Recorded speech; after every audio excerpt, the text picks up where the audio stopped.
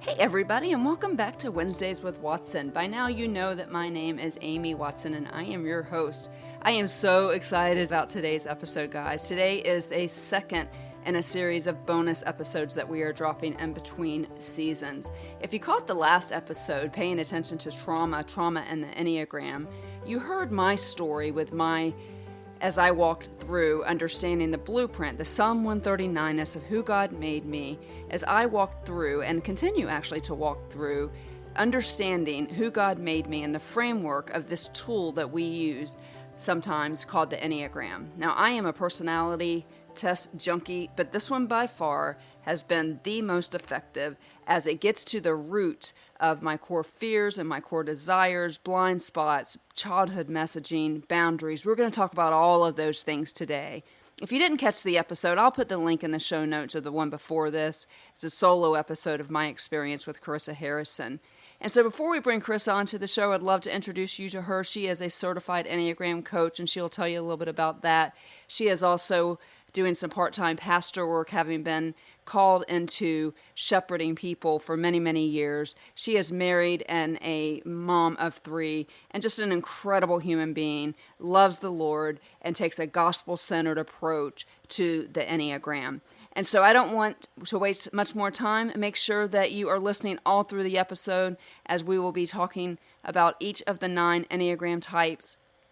And we'll be talking core fears, childhood messaging, boundaries. And then at the very end, Karissa will have a message for those of you out there who have experienced trauma for each Enneagram type. If you do not know your Enneagram type and you are interested in doing that, both Karissa and I highly recommend just Google the Enneagram Institute or go to the enneagraminstitute.com. I am not being paid to tell you that. That's just the one that I used, and I think it's $5. There are some free ones out there as well. So without further ado, let's drop into this episode with my Enneagram coach who has become a friend, Karissa Harrison. Hey Karissa, welcome to the podcast. I am so excited that you are here with us today. I have been looking forward to this so much. Thank you for doing this. Oh, Amy, my pleasure. I've been excited too. Thank you for having me. Well, you are welcome. I feel fortunate to have you. So for listeners who are listening, this is Karissa Harrison, as I mentioned in the intro. And gosh, I was trying to think of when, but I engaged Karissa as my own Enneagram coach. And if you listen to the last episode, you know my experience as an Enneagram 2 and working with an Enneagram coach. And so I asked Karissa if she would come on and help us understand the Enneagram and understand awareness. Or understand the importance of awareness, I should say. And so we are going to just start. First of all, Chris, I have a quick question for you. And I've been actually wanting to know this as one of your clients too. These 3 questions I want to know as one of your clients. The first one, and perhaps the most important one, is what made you want to become an Enneagram coach? Well, here's the short version of a long story. Is that I stumbled onto the Enneagram as a tool about 10 years ago and started using it for my own personal and spiritual growth and just experienced tremendous transformation in my life. It just helped me connect puzzle pieces and fill in blanks and connect dots that I hadn't previously been able to do. And then from there, I started using it as a leader and seeing how quickly it would help other people understand themselves and how quickly it would help me understand the people around me and extend greater compassion to them. And so in 2020, I wound up getting certified to go ahead and become a certified Enneagram coach. And just really with the heart of, I want to help people experience change and transformation. And the Enneagram, in my experience, is one of the best tools to make that happen. Yeah, I have to agree with you. I am a personality test junkie and have done them all. And the Enneagram has been the most powerful for me too. And I think you used an important word there, tool. It is not everything. And so we want to partner it, obviously, or pair it, if you will, with a gospel-centered approach, which sounds like you do, which leads me to my next question. So you are a pastor. Tell me a little bit about that. Yes, I am. I've been a pastor, in some way, shape, or form now for over 15 years. I started out as a youth pastor fresh out of college at Biola, and eventually became an associate pastor, a teaching pastor. I'm still currently serving, although very part-time because I am Enneagram coaching the majority of my time. But I love the local church, and the local church just absolutely changed and transformed my life in significant ways. And I have a pastor's heart. I have a shepherd's heart. I never knew I was going to be a pastor. To be honest, I thought I was going to be a pastor's wife. That was what I thought I went to college to become. And lo and behold, Went I to graduated college to become. That's and great. had not been on a date or had a boyfriend. And then here I was graduating going, okay, God, well, what are you going to do with me? So, and he just slowly has helped my heart to open up to and evolve. He's helped my theology even evolve to go, I don't think I was called to marry a pastor. In fact, I know I wasn't, because I've been married now for almost 15 years and he is not a pastor. It was me. The calling was on my life. And so I am privileged to be able to weave together the Enneagram work and using that as a tool with a pastor's heart and experience. And I also have to mention, Amy, I have a lot of clients who come and work with me who have no desire for a faith-based approach to the Enneagram. And I love those clients and I love working with those clients and getting to be a part of their change and transformation, because the thing that I know about God is he's incredibly gracious to us. And so whether we understand that God is working in our life to bring about change and transformation, or we have no clue that who is behind it all, he somehow still manages to find ways to love people and to embrace them and to welcome them into healing and transformation. And I just am grateful I get to be a small part of that. Well, you are in a very effective part of it, and people who listened to my last episode know that about my experience. And so I love the pairing of it. And so those were deep questions before we dive into the Enneagram. Everyone who knows me knows I'm going to ask this question. So you have some Alabama connections, and whether or not we continue this interview, the answer to your next question really highly depends on this. So Roll Tide or War Eagle, Karissa Harrison? Switzerland. Nice. Well done. I know. I grew up in Alabama, but I wasn't born there. My family wasn't from there. And so everybody in my life would die hard, one or the other. And I just would kind of look at people like, what is the big deal? And so I never actually chose a team. That is fantastic. War Eagle is the right answer for the record. So, okay, guys, well, as you guys know, we like to dive deep and we like to do it fast. And so the first thing that I would really love for Karissa to do, for those of you who have tuned in who may be like, what's the Enneagram? You might have need to be living under a rock if you've never actually heard that word. But first, Karissa, what I would love for you to do for us is tell us like an overview of the Enneagram, and then we'll go from there. Yeah, so the Enneagram is a Greek word that just stands for 9, the number 9, and drawing. And it really is, at its simplest, a personality framework that helps us understand why we think and feel and behave the way that we do. And so the Enneagram is distinguished, the 9 types are distinguished, not by how we behave, not by our personality patterns, but by our internal motivations. What are the core motivations that are actually driving the way that we think and feel and behave? And this is what sets the Enneagram apart from DISC or StrengthsFinders or Myers-Briggs. And in my opinion, it's what makes it that much more powerful. Because we're not just treating the stuff on the surface, we're getting to the root of what's causing the stuff to happen. Yeah, I love that. And that's actually the most simplistic explanation I've ever heard. And so people are probably wondering, hey, I thought this was a podcast on PTSD or a podcast on trauma. And it is. But I also am very adamant about providing tools for people. And I know that in my own experience, while neither one of us from a professional standpoint can speak to trauma, with the exception of I have a fair amount of it and have studied it and this is my 42nd episode on it. So why are we talking about the Enneagram on a podcast about trauma? Because of what you just said.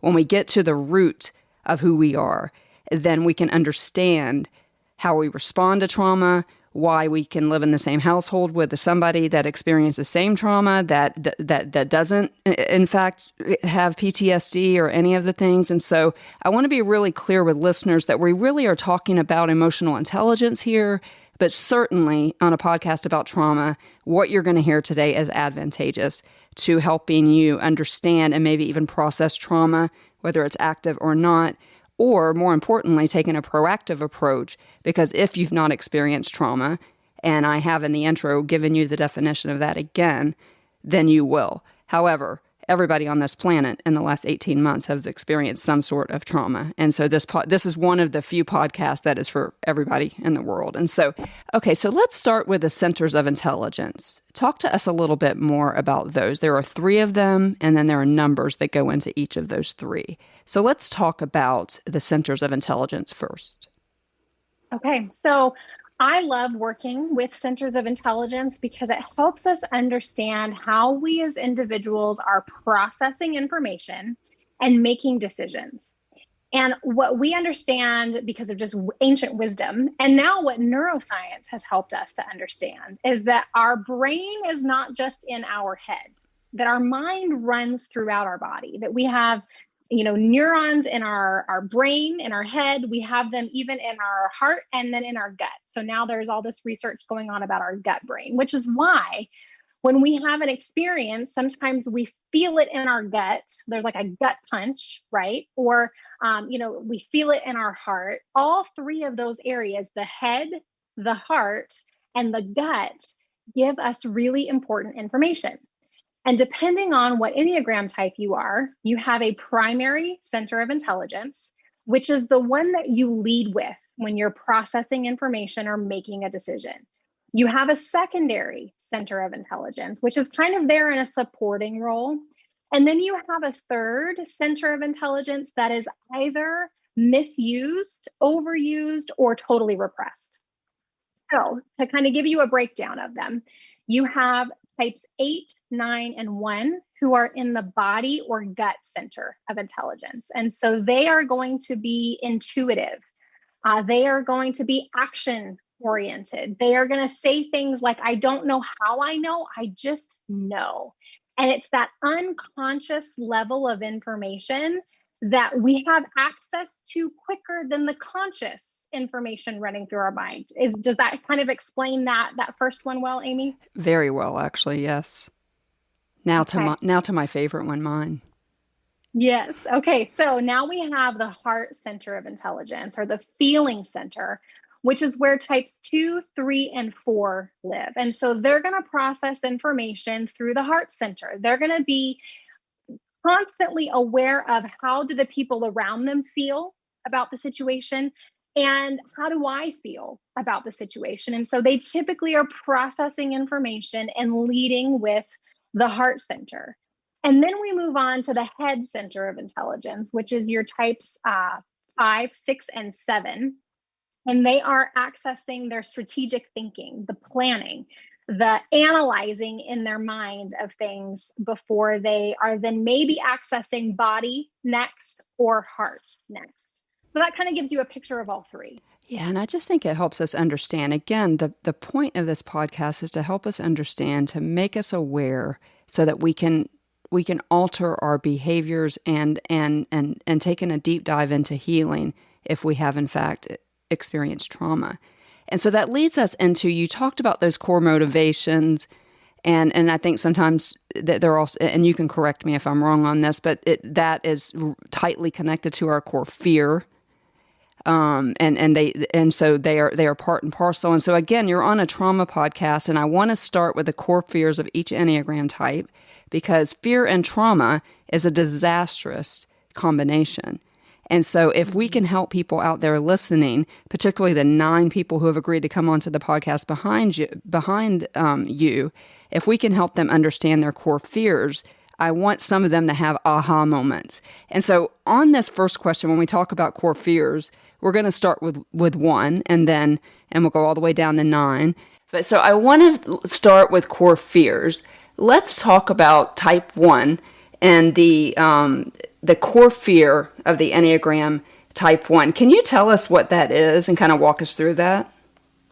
Yeah. So let's start first with what the core fear actually is before we dig into the specifics of the type 1. So when we're talking about the core fear of our Enneagram type, it's the thing that we are each running from. It's the thing we're trying to protect ourselves from, the thing that we're trying to prevent from happening. And oftentimes this is an unconscious motivation that's driving the way that we think and feel and behave. So when we talk about fears, think about it through the lens of this is the thing for my type that I am trying to prevent from happening, that I'm trying to keep myself from experiencing. I'm trying to protect myself from this. So for the Enneagram type 1, the core fear is of being wrong, bad, evil, inappropriate, unredeemable, or corruptible. Interesting. Tell me more specifically about the inner critic of the Enneagram 1. So let's dive a little bit more into that, what that fear actually translates into. And we all know what those words mean. But in particular, of particular import, I'm interested in that inner critic that I've read on your Instagram post so much about. Yeah, so the inner critic is something that is unique to the type 1. We all experience an inner critical voice to some degree or another. With the Enneagram type 1, what we have found is that their inner critic is relentlessly mean.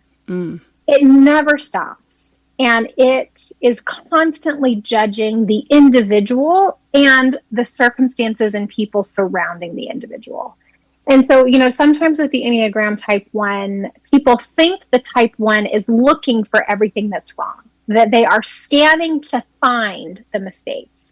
But that's really not what the experience is like. What's actually happening is the inner critic is bombarding the type 1 with everything that's wrong. So when a 1 walks into a room, it's not that they go looking for what's wrong, or when they're reading, a post, they're not looking for the typo. It's that the mistakes bombard them. They almost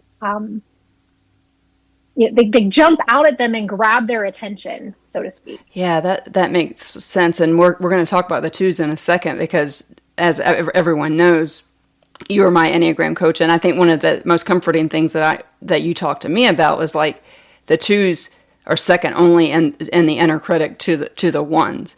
And so as we one of the things that I love that you do on Instagram, and guys, if you're not following her on Instagram, you should do that. But this is something really interesting and a tool that I think we can give that Karissa has. When this fear, so we're back to the Enneagram 1, when this fear is triggered, you may find yourself hyper aware of the inner critic's criticism and respond by trying to protect yourself, others, and the world around you. And so I think that as it pertains to when we try, and when I try, and I say I because Karissa is the Enneagram coach here and I'm the one talking about trauma, but my type 1 listeners who have experienced trauma, I bet that inner voice is loud. Your trauma may highlight guilt and shame that does not belong to you. I think that the lies are loud, but they're definitely louder for you. And I just want to remind you guys that we have an enemy who has come to seek, kill, and destroy us. We see that in John 10:10. And there's a song by Josh Bales, and there's a lyric in it, when the lies are loud, let the gospel drown them out. And we know, type 1s, that in 1 Peter 3:19, that we are handed down a legacy of being spotless because Jesus' blood covers it. And so when I try to, in my brain, as little Amy Watson in the Wednesdays with Watson podcast, connect the type 1 inner critic with the Enneagram, I can see how the type 1 may be relentlessly horrible to themselves. It's tough to be a type 1. It really is. It's tough to experience the criticism of the inner critic. It's tough to live in such a way where you have a constant demand that you are perfect. Yeah. And that there's a right way to do everything and that you have to do it the right way. And so, a lot of healing for the type 1 is learning to manage the inner critic and to understand that the inner critic is not necessarily right, that just because we're thinking something doesn't make it true. And to remember, I'm going to jump ahead a little bit, but to remember that you are good because of who God created you to be as a human being, as a son, as a daughter, that you are already good. And that you make mistakes. We all do. We all make poor choices, sometimes multiple times throughout the day, but that does not change that you are good, that you are created in the image of God, that you have inherent worth and value and dignity. And that is some of the truth that the type 1 works to internalize with the grace of God. Yeah, I love that, and I love that you are providing a message for each type, because I think that that's what a type 1 needs to hear. So let's move to type 2. That is my type, as very, very documented everywhere. What is the core fear of the Enneagram type 2? So the 2 is afraid of being rejected and unwanted. They're afraid of being thought of as worthless, needy, insignificant, dispensable, or unworthy of love. And so what winds up happening is, because the 2 is trying to prevent this from happening, they're trying to protect themselves from it, they intuitively focus their attention on the needs of everyone around them and trying to make sure that everyone around them is cared for and happy, oftentimes to the expense of acknowledging and focusing on their own needs. And so I want to come back to that in a second, because I know you have more to say about that. But I want to say this is when we know that the type 2 is triggered.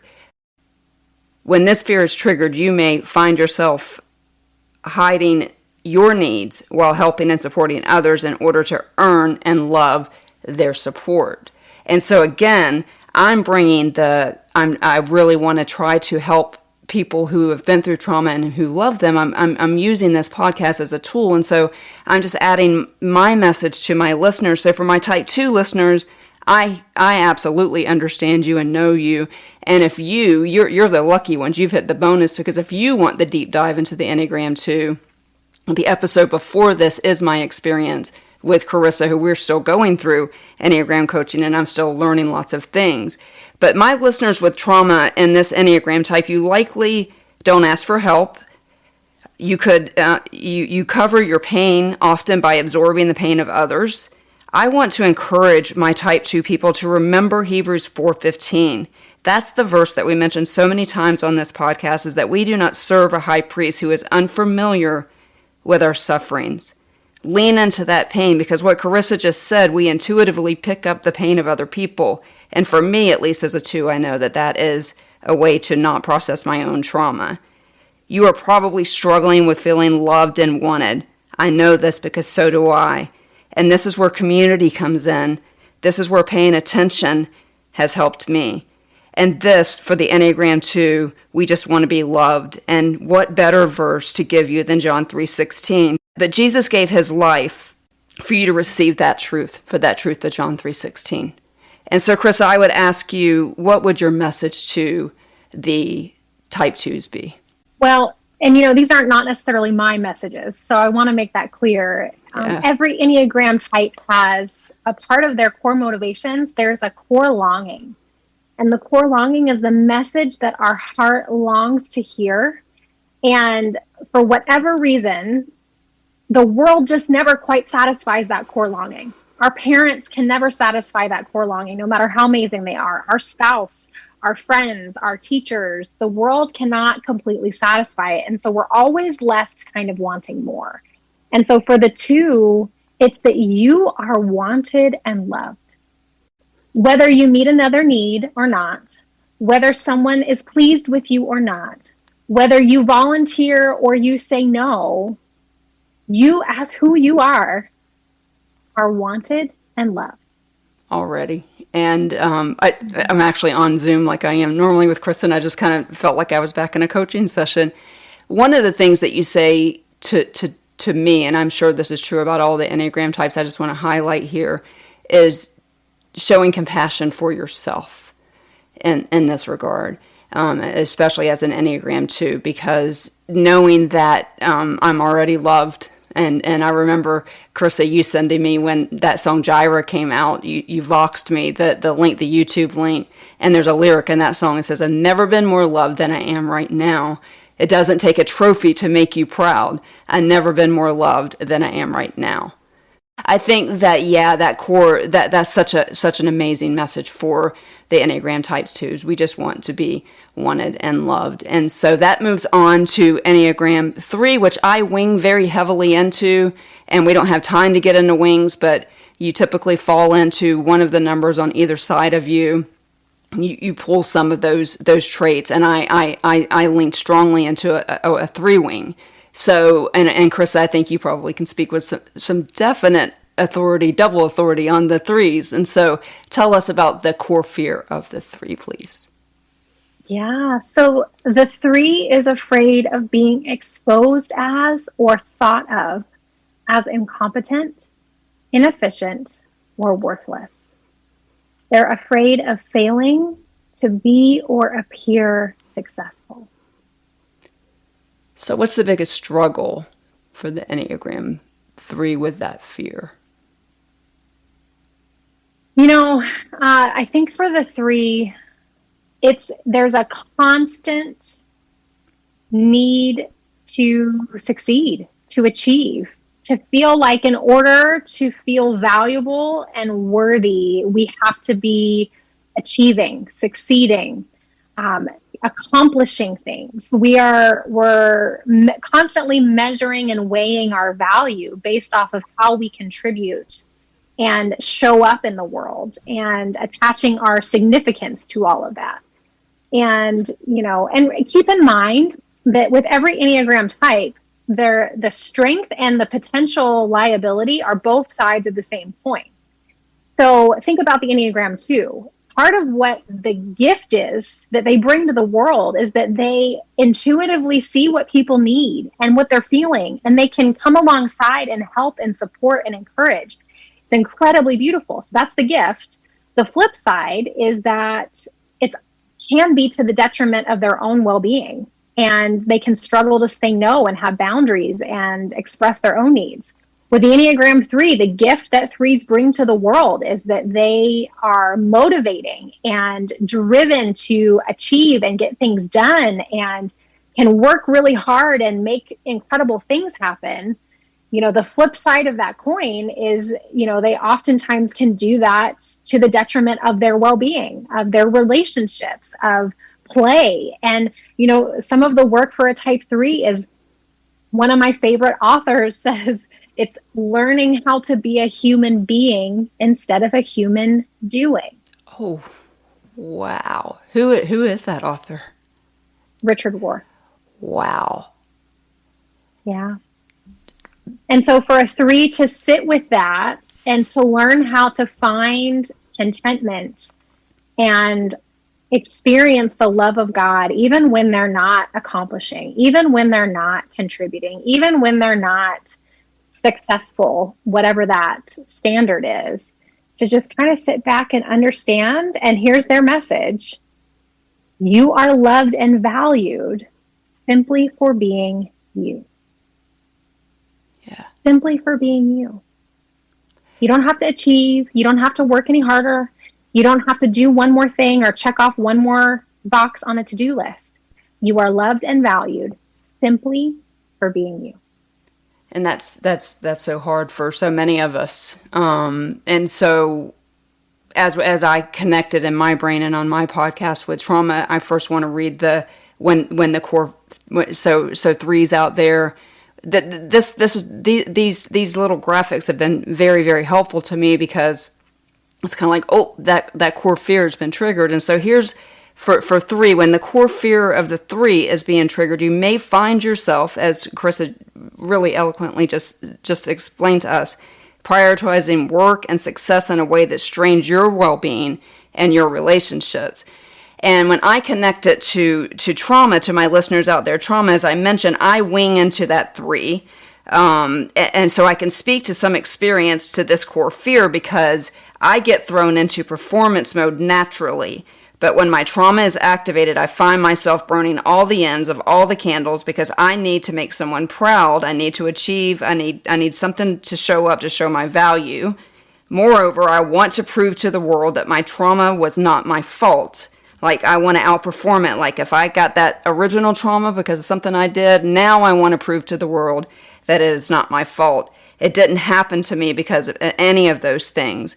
And again, I want to remind you guys, remember, those lies are loud. Let the gospel drown them out.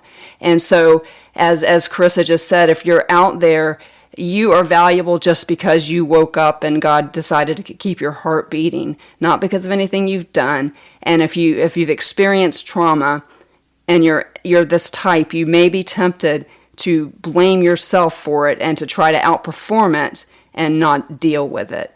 And so, and we're going to talk about leaning into pain a little bit all through the season, but paying attention, guys, continue to bring awareness that as a type 3, you're going to want to be successful and you're going to want to be perceived as successful. And so with trauma comes into play, you're going to be very tempted to believe that lie that it's your fault. And that's really true about all of the types. We blame ourselves, I think. But and so that's for the Enneagram 3s out there. And so what is the core fear of the Enneagram 4? So the 4 is afraid of being inadequate, emotionally cut off, plain, mundane, defective, flawed, or insignificant. And so a 4 oftentimes has this false belief that there's something inherently wrong with them, that they are deeply flawed somehow.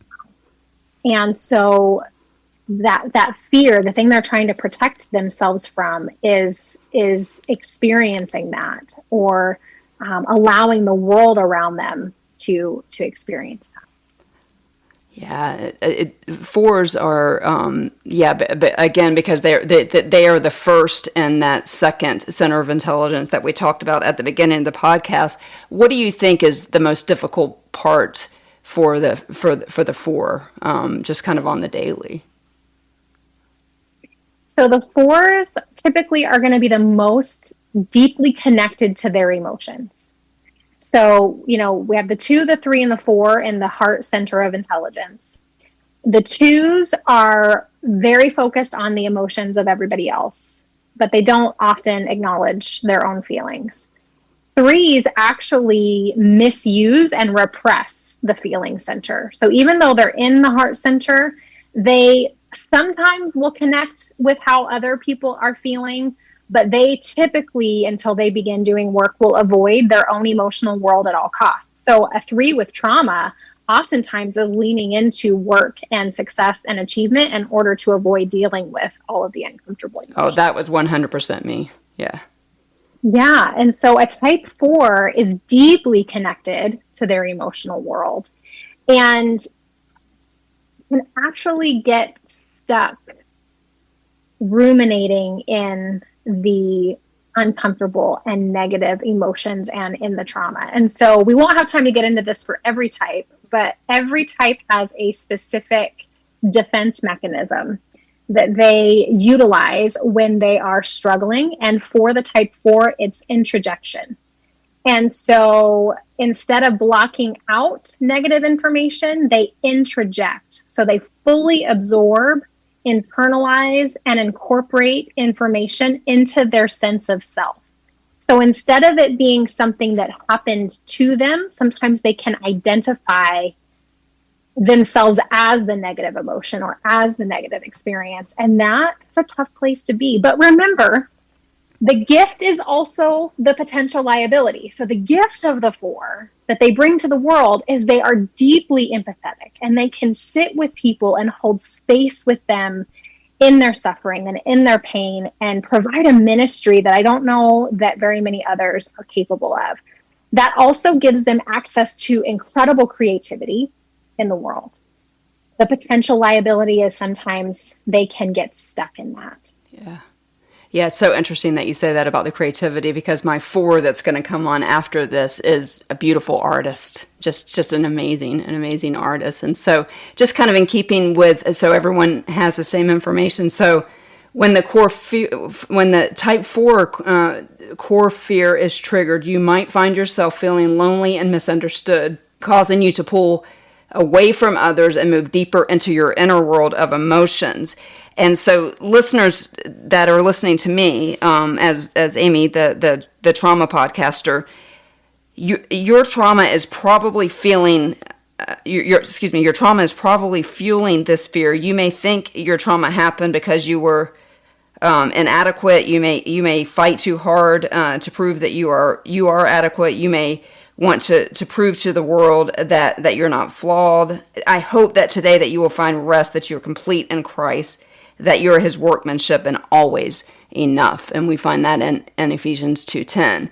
And so as you are tempted to come into especially if you have trauma, to drop into that just your own world, whereby you feel like you're not enough out there, your trauma is going to do nothing but positively reinforce that. And so I think that that this is valuable information for those of you sitting in that type 4. And I love what you said, that they're able to hold space, because that has been my experience with the 4s that I've had in my life. And so now for the elusive 5s, which I had to beg, borrow, and steal to find a guest that would come on for the Enneagram type 5. Let's talk about the core fear of the type 5.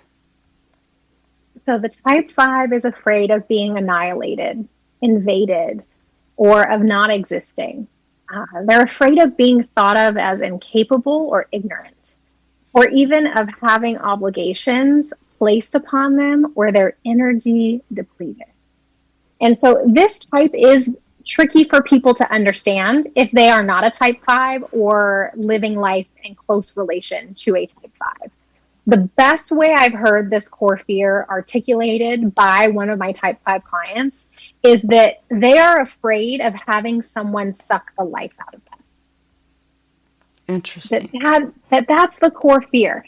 That if they spend too much time in relationship or with people, that they'll have the life sucked out of them. And part of this is because a 5, one of the things that differentiates them a little bit is they kind of have this false belief around their energy. So a typical person gets a great night's sleep. They wake up in the morning and they feel like they have 100% in their battery for the day. A type 5 gets the same good night's sleep. They wake up in the morning. They feel like their battery is only at about 30%. And so they are protecting that energy reserve because they don't want it to be depleted. And so part of the work with a type 5 is helping them to understand that instead of withdrawing and isolating to protect their energy, that sometimes energy can be gained through relationship and through connection. And the right kind of relationships with the right kind of people can actually pour life into them. Wow. Yeah, this is absolutely the one that I understand the least. And so for type 5s, when this fear is triggered for you, you may find yourself withdrawing from others and putting up strong boundaries to protect, as Karissa just said, yourself from feeling invaded. And so when I was preparing for this podcast, and the connection with trauma, and as I prayed about what to say to each type as it pertains to fear, because trauma, and particularly PTSD, fear is its worst enemy. And so for type 5s, literally, I wonder if you are the ones with trauma, and literally you have been invaded, and that invasion may have been somebody might have placed an obligation on you that is overwhelming. And I'm thinking in the trauma world especially, they may have placed an obligation on you, like forgiveness, for example. Like this is something that you didn't ask for, and now you are required to forgive. Or you may have been given, something might have happened to you, and I'm thinking medical PTSD right now, that is also impeding on your world and invading your world and invading that energy that Karissa just talked about. And so you may not speak up because of the fear of being ignorant or being embarrassed, or again withholding that energy, as Karissa was just talking about. You may think it, again, like the other types, that it's your fault, that you were duped or manipulated as these things invaded your little world that you're trying to protect so much, because that's what trauma is by definition. So, I would just encourage you guys, all of you throughout the podcast, to make sure that you're following Karissa in all of the places, and we'll provide that because she's going to continue to provide way more information than we can on this podcast about all of this. I'm just interjecting little things in here as I understand trauma and am understanding the Enneagram. And so the next up, I do life very closely with an Enneagram 6, and just one of my favorite people on the planet is an Enneagram 6. I have benefited greatly from the strengths of the Enneagram 6 for sure. But talk to us about the core fear of the Enneagram 6. Okay, so the 6 has a fear of fear itself. They're afraid of being without support, security, or guidance. They're afraid of being blamed, targeted, alone, or physically abandoned. And so this fear of fear itself for the type 6 is that they are doing everything they can to avoid feeling afraid, which is part of why the 6 is constantly assessing and evaluating and even projecting and strategizing and coming up with all the different plans for things. It's because they're protecting themselves, or trying to protect themselves, from feeling afraid. Yeah, and I joked with you when I was telling you about and my listeners will know Chrissy is the person of whom I am talking about. And when we first became friends, we would go to a movie theater, and she would know every exit, know all the things. And I'll go to her with an idea, and she'll tell me all the reasons why, everything that could go wrong. And it served me well, because sometimes she's right. But before I give you her message, because she did give me a message today to give to listeners, and she'll be on the podcast as well. But so this is how you know, because trauma survivors often need little graphics, like is on Karissa's Instagram, to go, oh, that's my core fear being triggered. So for the 6, this is when you know. When this fear is triggered, you may find yourself constantly questioning everything and everyone to try to predict the future. And so I went to Chrissy and I said, look, I'm talking to trauma survivors. What do you want them to hear as a 6? And this is almost a direct quote from her. She said, you may find yourself paralyzed. And so this is assuming trauma, and trauma by its nature is our safety was compromised, particularly PTSD. Chrissy has been on the podcast talking about her trauma, and she'll be back on it. But something happened to her. Her safety was compromised. And this is what she said to me today. She said, to tell the listeners in type 6 who have experienced trauma, you may find yourself paralyzed as you obsess on what happened. What did you do wrong? How can you avoid it from happening again? You're intensely afraid of the blind side of it happening again. All of your energy is spent on the worst case scenario. But what the message she wanted was, the Lord will never abandon you. You are never alone. We see that in so many scriptures. And as she walked off of my back porch, I said, hey, would the verse be Psalm 23:6 for you? And she's got it everywhere in her house. And that is where the Bible tells us, surely goodness and mercy will follow you all the days of your life. And she just could not keep saying, you're not alone, you're not alone, you're not alone. Your safety is not even really your responsibility. And so so again, if you're a 2 or a 6, you're going to get a little bit more information from that regard, just because we've got that experience. And Chrissy will be on the podcast that follow up with this. So next up, my friend Karissa is what I call the good time Charlies of the Enneagram, the 7s. But talk to us about the core fear of the Enneagram 7. Okay, so the 7 is afraid of being deprived, trapped in emotional pain, limited, or bored. They really have FOMO. So there's this real fear of missing out on something fun. And so a 7 is really responding to this fear by positivity, by fun, by lightheartedness. They just bring this incredible life and joy to the world. And when that's done in a healthy way with healthy motivations, they're just a breath of fresh air. And they're visionaries, and they are one of the quickest thinkers of all 9 of the Enneagram types. Just incredible.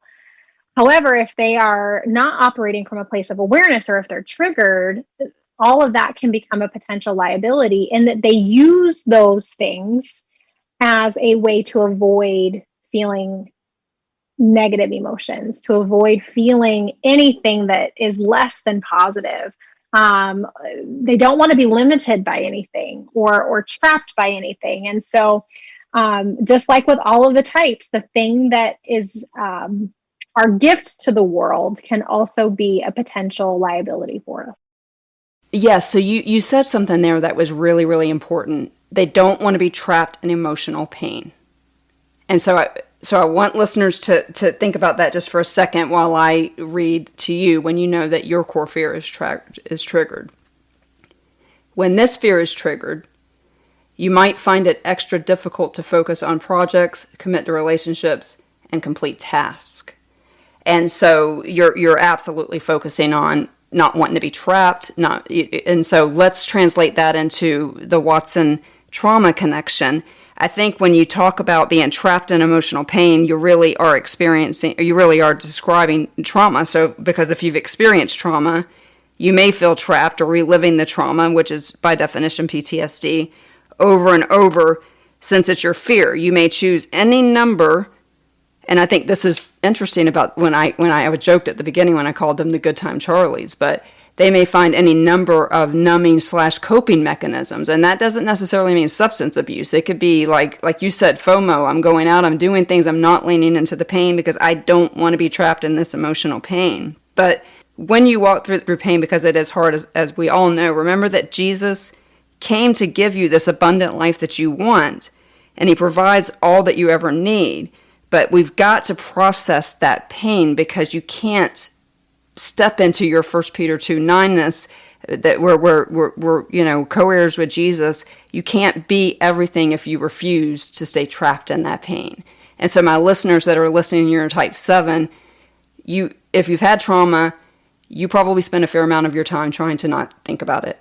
And we talk about counseling all the time on this podcast as one of the 3 C's. And so I think that I even heard a relatively famous Enneagram type 7 talk about how she didn't want to go to counseling because, this type just by definition does not want to be trapped by emotional pain and will do whatever they can do to not be. And so I found that really interesting as I was preparing. And so that brings us to the 8s, and the 8s get a bad rap.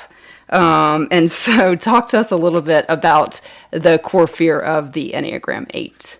All right. So the fear of the 8 is they are afraid of being weak, powerless, harmed, controlled, vulnerable.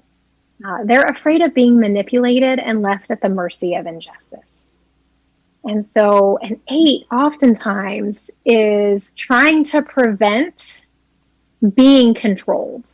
And so they usually will go on the offensive and kind of can have this mentality of, I'm going to control everyone and everything before they try to control me. Yeah. Yeah. And I'm a 2, as I mentioned. And again, you must connect with Karissa on Instagram or any of the places, because there are places that each Enneagram type go. And when stressed, 2s, which are me, go to 8s. And I actually tested as an 8 one time because it was literally in the middle of a bunch of trauma, a bunch of reliving, particularly my domestic violence trauma.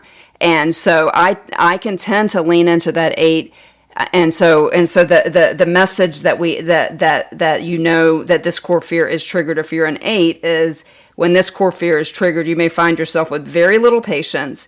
This may cause you to push aside those who are too slow to move out of the way. And as a 2 who has operated in stress and in unhealth, and I'm using air quotes when I say that, for a good portion of my life, that so rings true to me. And so what I want to say to my listeners is, because in stress I tested it as an 8, that my trauma informed that. I did not, and I do not want to be controlled. While and I tested another time, and then I was a 2, and 8 was nowhere to be found because I was in a healthy place. But for those of you out there, and there's a fair amount of my listeners who are domestic violence survivors, if you are an Enneagram 8, type 8, you are particularly going to have some work to do in a counselor's office or with an Enneagram coach like Karissa, because domestic violence by definition is nothing but being controlled.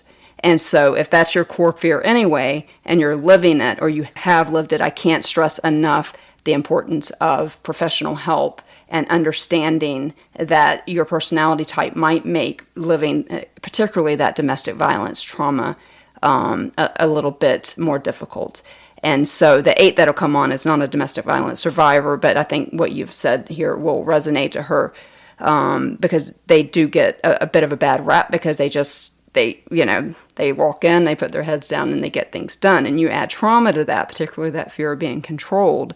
And it's just to me, it's kind of like, a type A personality on steroids, because it's like, I've been down this road before, I've been controlled before, and I was hurt before. And so my fear was realized. And therefore, I'm going to be the worst version of myself. And so that's the message I want to give to my listeners on that. What is the core fear of the Enneagram 9? So the Enneagram 9 has a core fear of being in conflict, tension, or discord. They're afraid of feeling shut out and overlooked, or of losing connection with others. And so this fear often is motivating them to just kind of go along to get along. 9s have this incredible ability to see the world through the eyes of everyone else. So they understand all of the different perspectives, but oftentimes because of that and the need to kind of keep this peace, they have fallen asleep to their own opinions, to their own dreams, to their own desires. And part of the growth and the waking up for the 9 is learning to realize that their voice matters. And that they have something significant to contribute to the world, and that the world kind of needs to hear what they think and what their opinions are. Oh, we need 9s. One of my closest friends is a 9, and we need 9s. But here is the core fear of, or when you know you're triggered on the 9, is when this fear is triggered, you may find yourself beginning to merge with the opinions of what others are believing. And particularly what Karissa just said is that your voice doesn't matter. And that breaks my heart. It breaks my heart as an empath. It breaks my heart as an Enneagram type 2. But for listeners out there who are 9s with trauma, you may find yourself in unhealthy relationships because you just desire connection at all costs. You like Karissa just said, you are seeing all the things, and so you can see all the good and all the bad, and so you probably give people a million chances. And so, it is likely that a lot of 9s out there have experienced trauma. It might helpful.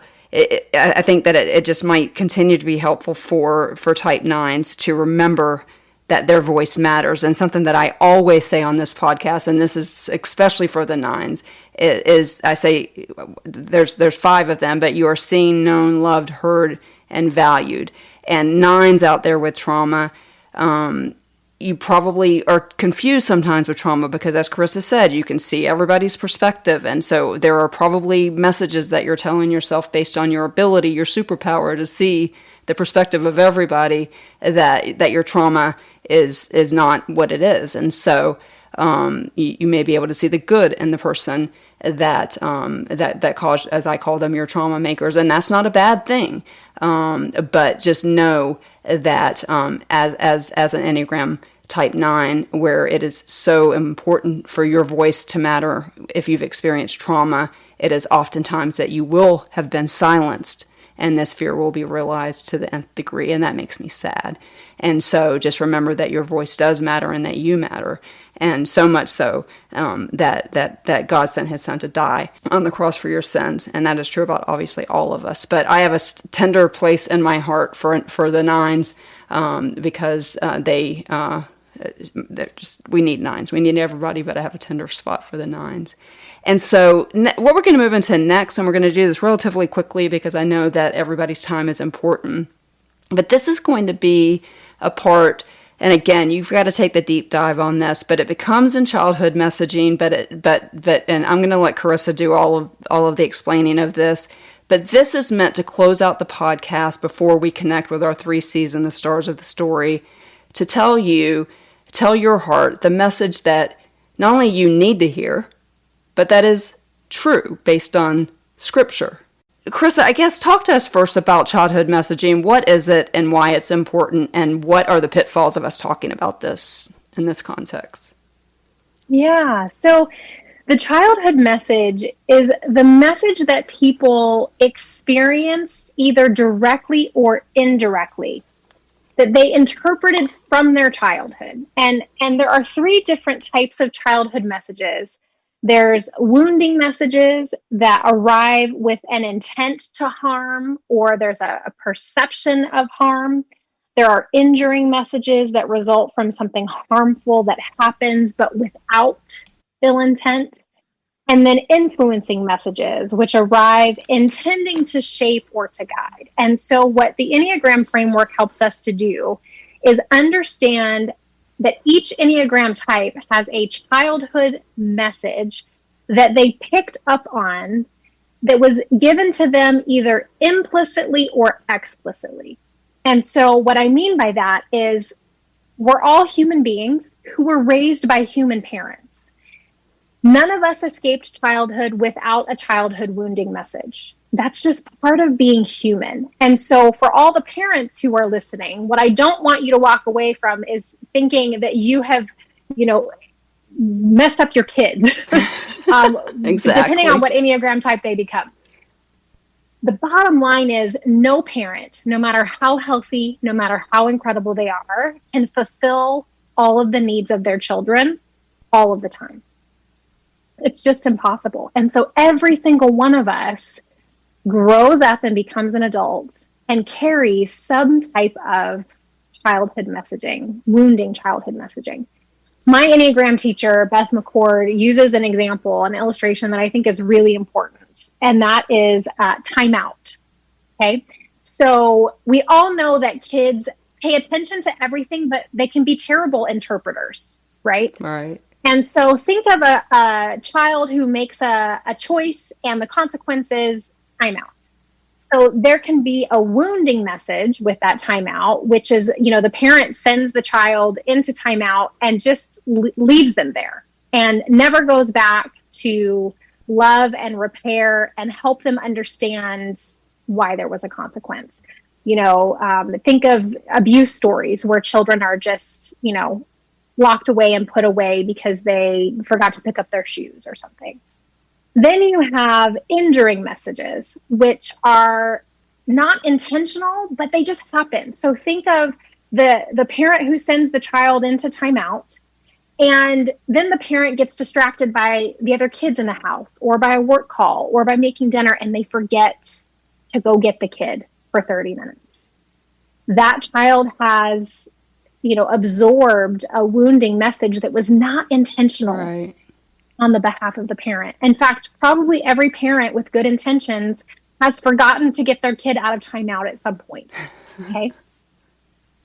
And then we have the parent who, sends the kid into timeout, and the kid experiences the timeout, and then the parent goes back in and explains to the child that they are still loved, and there's a hug, and there's comfort, and there's love. So there can be an experience of timeout, and it can be experienced different ways, and it can be interpreted different ways depending on the child, depending on the parent and the circumstances.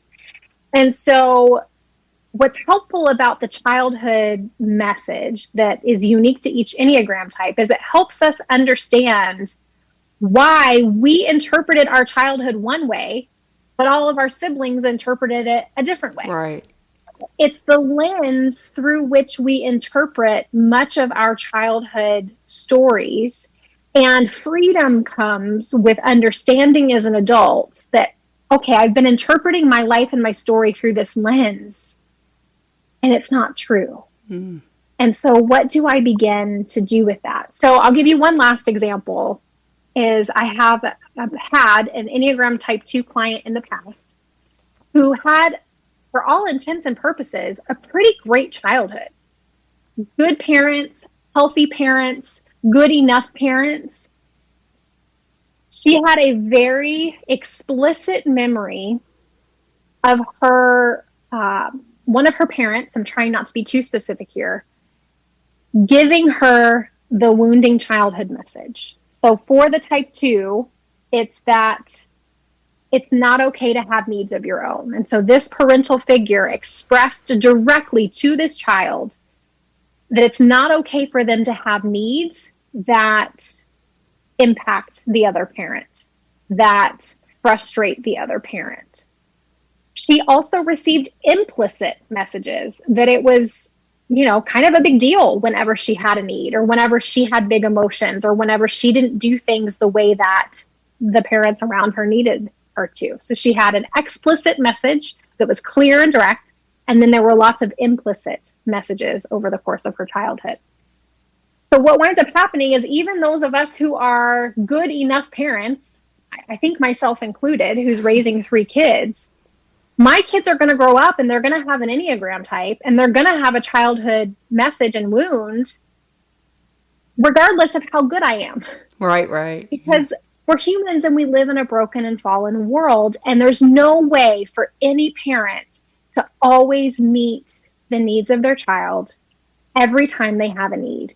It's impossible. And so what I want to make sure we do is that we don't ever set anyone up to think that they've ruined their kids, because this is just kind of part of being human, right? Is we're going to have these messages, but there's hope. Just like with the core fear and the way that we can experience healing around the core fear, we can experience healing when it comes to the messaging as well. What I want each Enneagram type to know is what your heart longs to hear. And you've kind of alluded to them a few times on the core fears, but in the context of trauma, what is the message, the core longing message that the Enneagram type 1 wants to hear? And you did mention this earlier, but let's go ahead just for clarity's sake and do that again, please. Yeah, so the childhood message of the type 1, the thing that they interpreted, whether their parents were healthy or not healthy, whether they experienced childhood trauma or not, somehow they interpreted the message, it's not okay to be wrong or to make mistakes. And so the message that their heart longs to hear, and the message that we as parents can speak over our kids, whether they're young or we have adult kids, the message we can speak over our Enneagram 1 spouses or our Enneagram 1 friends is, you are good. Yeah. You are good. I think one of my kids might be a type 1. We don't type kids, but we can allow information to inform. And every night at bedtime with this specific kid, I will pray over them, and in the prayer remind them that they are good. I have chills. I absolutely have chills. And so in the context of trauma, for my listeners out there, you experience trauma. You have that inner critic that we talked about. You need to hear today that you are good, even if you never did anything else, period. You are good. One of the examples that Karissa brought to me in my coaching was when John the Baptist baptized Jesus. And your question to me was, do you think about the timeline of that? And I have a minor in Bible, and I'm thinking, and I remember you just doing what you're doing now, just let me talk. And I was like, and you said, when did Jesus receive the message from the Father? And it was before he had done a single thing. And so for both people out there who don't have trauma, who are Enneagram 1, and those that do, for those that you are good. And there's nothing else to say. We don't need to say enough behind that. We need to say you are good. And you are made in the likeness of God, as we see in Genesis 3:26. You are good. And so let's move on to the 2s, the childhood wounding message, and then our core longing. So for the 2, the message that they received is that it's not okay to have needs of your own. And so the message that they long to hear is, you are wanted and loved. Yes, that is the message that we long to hear. And so for those of you out there in trauma land like me, where I was abandoned, and those my listeners know that, and abused and a lot. And so both of those things were true. I wasn't wanted or loved, right? And so it is very difficult to get into the coding of my brain.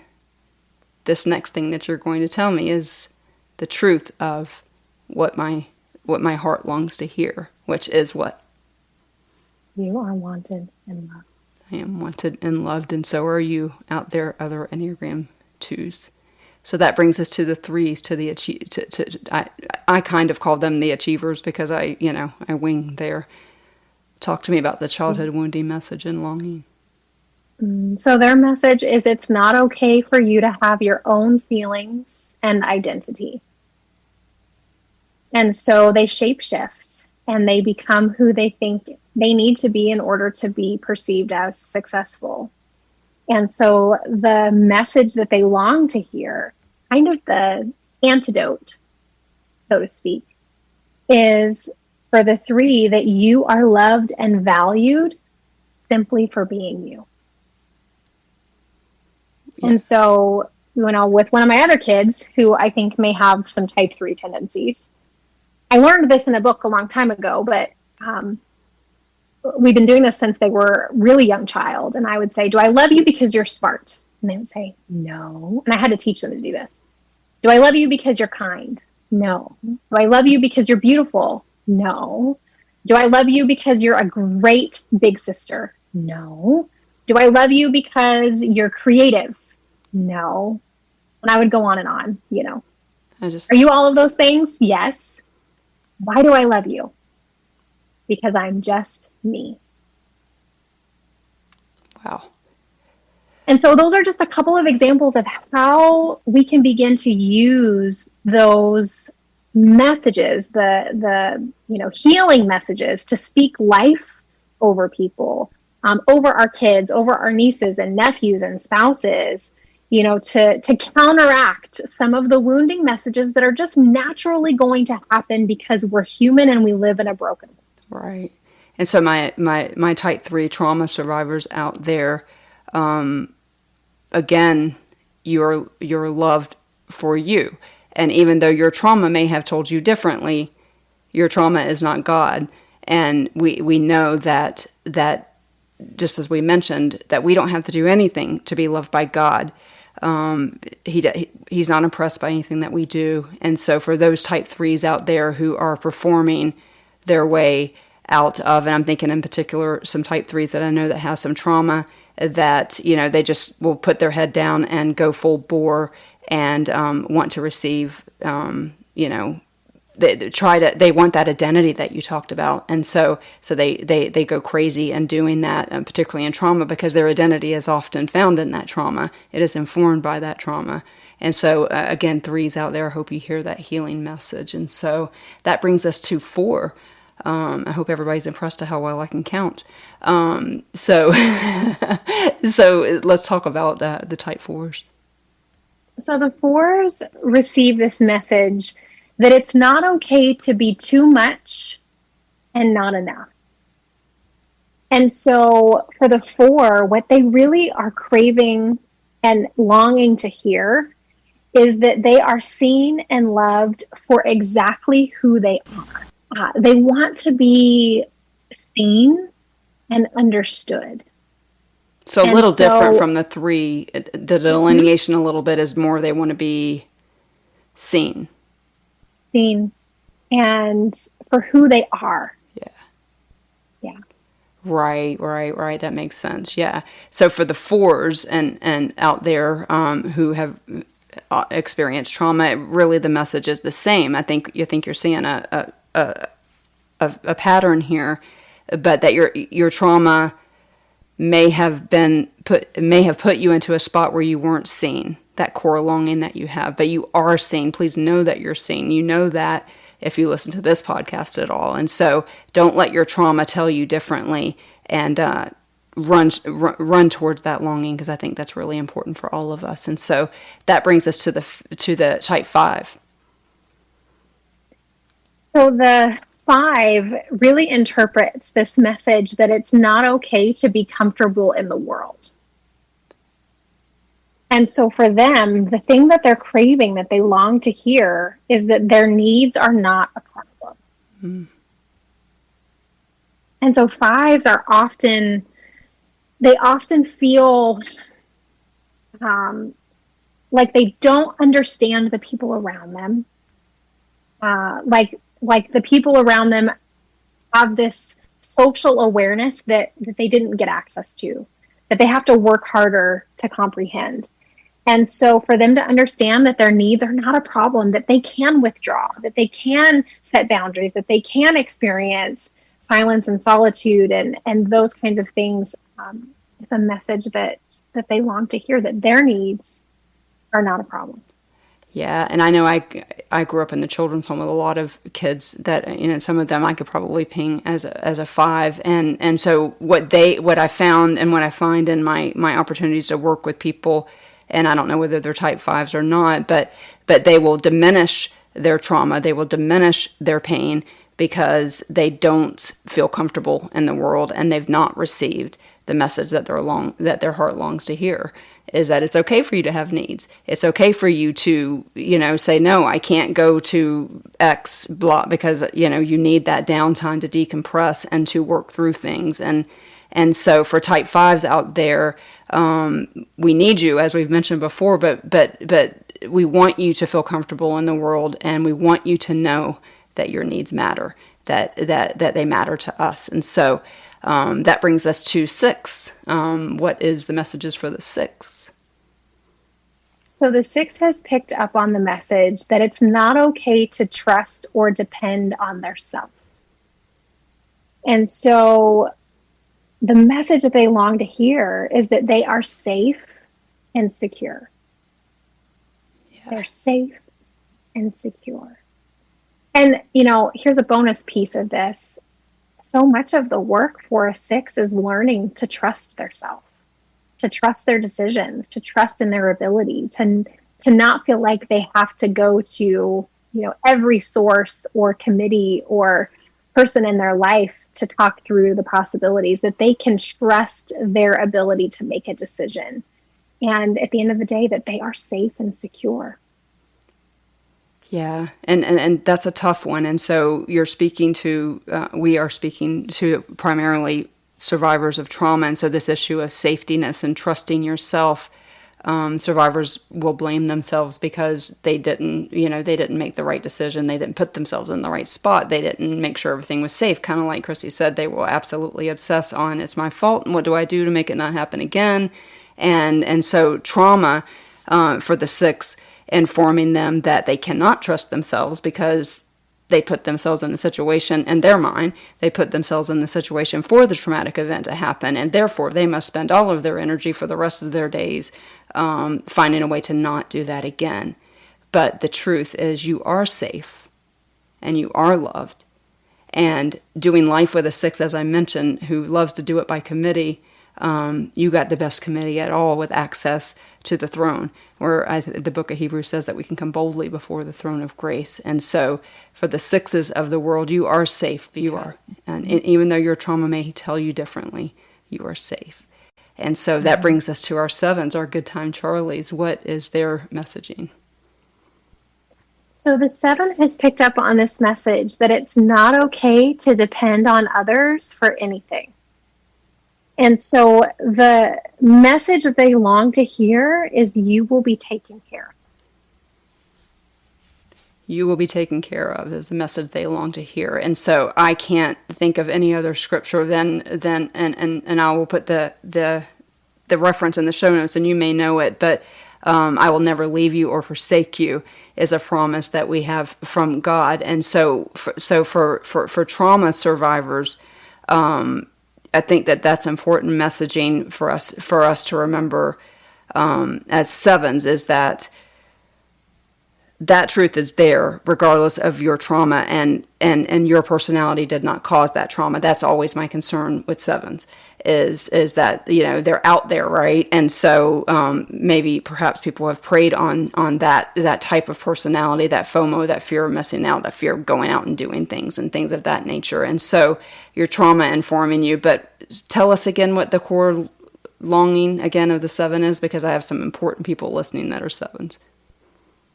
You will be taken care of. You will be taken care of. And so even though your trauma has told you differently, that maybe you weren't taken care of, or it appears as though you weren't taken care of, because I know that one day we're going to stand before God and it's all going to make sense, but you will be taken care of. You are being taken care of, and ultimately you were taken care of because of the work of Jesus on the cross. And so that's to my 7 peeps.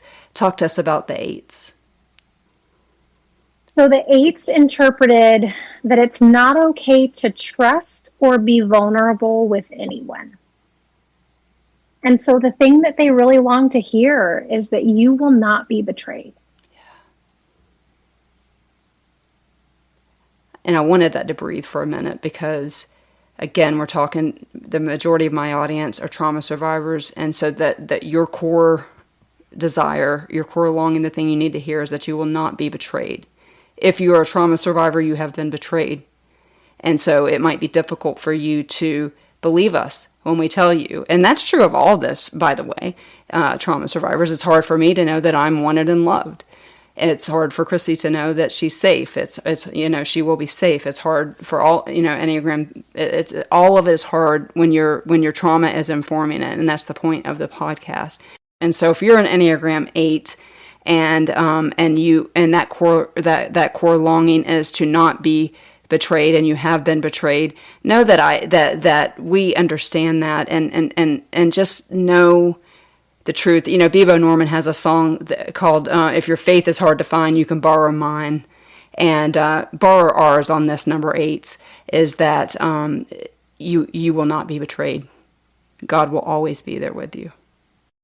Well, and here's the thing. I have 2 things on that. One, I'm a pastor, and I don't believe that you have to believe all of the right things about God in order to experience his love and his goodness. Amen. I just don't. Because if that was the case, none of us would get to experience it. Exactly. Because who in the world knows all of the right things about God? So there's that piece.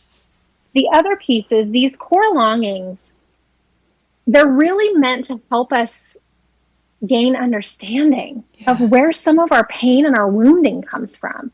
Because at the end of the day, living in this world, this broken and fallen world, am I ever going to perfectly experience and trust that I am loved and valued simply for being me?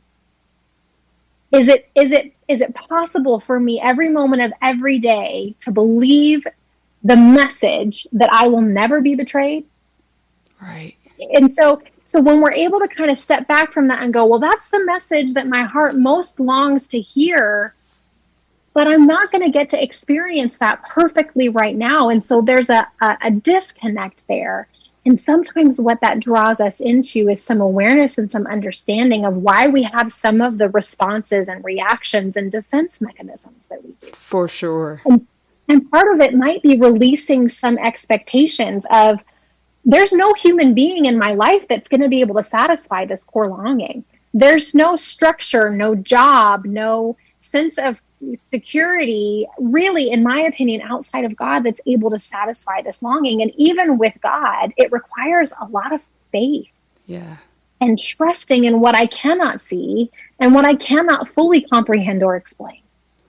100%. And that's, that reminds me of Romans 8:18, for I reckon that the sufferings of this present time are not worthy to be compared to the glory that will be revealed in us. And so we're not going to feel all of these things as we move into the 9.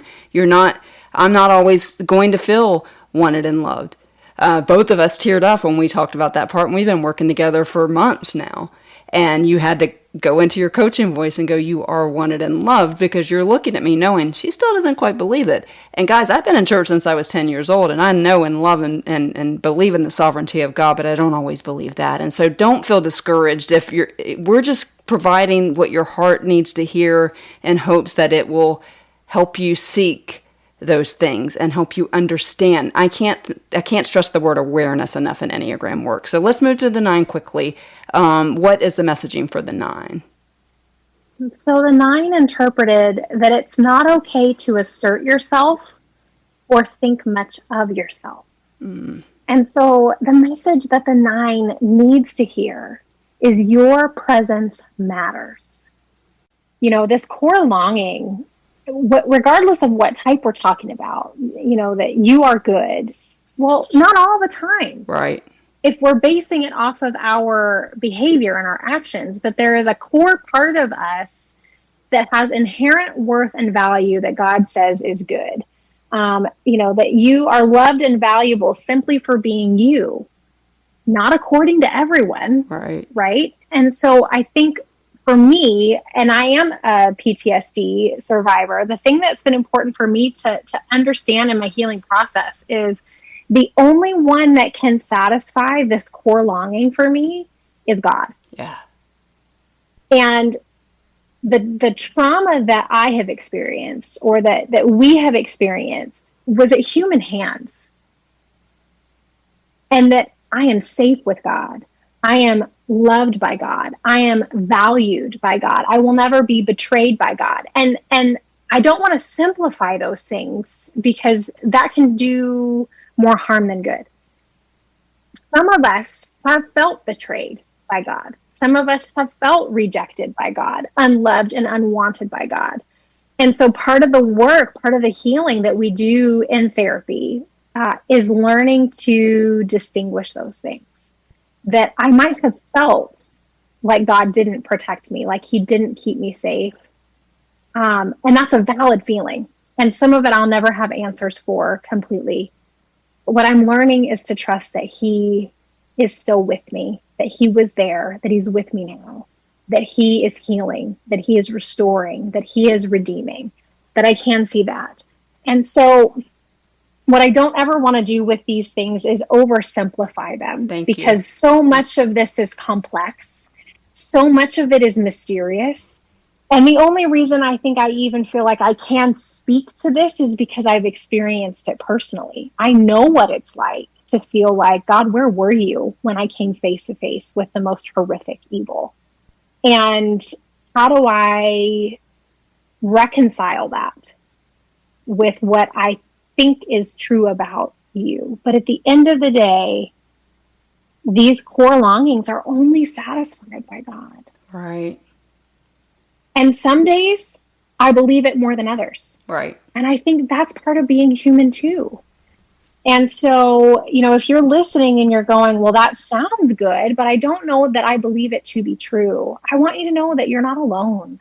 And I want you to know that it's okay to take that question to God. It's okay to take that doubt to God and to be really brutally honest with him. My heart longs to hear that I am safe and secure, but I don't feel safe and secure. So help me experience that as truth. God, my core longing is that I will not be betrayed, but I feel betrayed. That has been my experience. Right, and so God, help me reconcile that. And my personal experience and what I have seen in the lives of the people that I've been privileged to minister to is that God always meets us in those questions. Yes. He never leaves us hanging. He doesn't always answer when we want him to, and he doesn't usually answer the way that we want him to. But I keep coming back to this place of God is good. He is good to me and to everyone that he has created. His grace is good to all of us. And so God, help me to trust. And you know, the other thing with these core longings, Amy, and we kind of touched on this already, is we can't control whether or not we experience the core longing, and we can't control whether or not other people experience it, but we can be conduits of this in the lives of the people around us. And so to say to the type 9 in your life, through your words and your actions, your presence matters, is how we love them well. To say to the 8 in your life, through your words and through your actions, most especially, that you will not be betrayed is so good. And go on and on and on. And so there's this, you know, there's community here that here's the message I want to hear. And I long to hear, and God satisfies that, but we can also be a part of satisfying that for one another. You hit on something that we talk about all the time, community. And so the 3 C's, trauma-informed counseling, of which we've talked about here today, community, what you just talked about, so that we can come alongside, whether you're a trauma survivor or not, understanding what each other needs to know and hear and doing life with them. That's the kindest thing that we can do for each other. And then finally the church, which we don't have time to talk about, but then the star of the story, who we've been talking about this entire time, Jesus, who is not unfamiliar with our sufferings. And so I hope that this has been helpful to those of you who are interested in the Enneagram. I did ask Karissa, because many of you are going to send me messages, so I'm going to try to thwart that here so I don't get thousands of messages. If you are interested in knowing what type you may identify as, Karissa has recommended to us at this point, and this will change at some point because she's going to have her own test, but the EnneagramInstitute.com, you can go there and take a test and then come back and listen. We will be back in 2 weeks with each type, and they will have the opportunity to listen to Karissa, and they will respond in real time as it pertains to their trauma or just their everyday life. And so, Karissa, I adore you.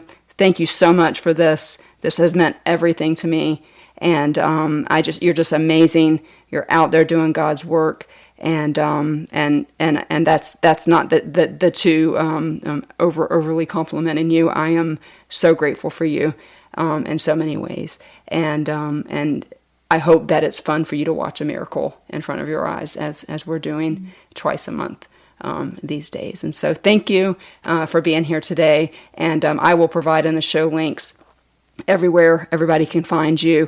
I know that you're booked out a little bit right now, but I highly recommend any of you guys who want some deeply meaningful healing work as it pertains to the Enneagram, trauma or not, to consider an Enneagram coach, and particularly Karissa or Beth McCord. Those are the only two that I would recommend you to, and I only know Beth McCord because I see her on Instagram.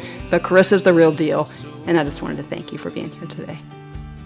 Oh, it's a great honor, Amy. Thank you so much for having me. Well, guys, thank you so much. I know that this was a little bit more of your time that you spent with me than usual. I hope that each of you that listened to this found value in this episode that Karissa brought to us. It is so important to understand who God made us and how He made us, what we are afraid of, what we fear, what we long for, and ultimately who can provide that for us. I do hope that you saw the thread of community through these podcasts, as we cannot do this life alone. And so, as I mentioned before, the easiest way to find Karissa is KarissaHarrison.com. You can also head to all of her socials. I will provide those in the show links as well. And then also, you can always reach me by hitting that Contact Amy link right in the show notes. Coming up next in 2 weeks, we have a lot of work to do before we get there, but we will have interviews with each Enneagram type and how this episode, both of these episodes, resonated with them, regardless of whether they have trauma or not. I'm excited to bring those to you. Some of my favorite people in the world are going to be on those podcasts. And so, until I see you again here in the Healing Zone in 2 weeks, remember, you're seen, known, loved, heard, and valued. So let my life glorify you and teach me to walk beside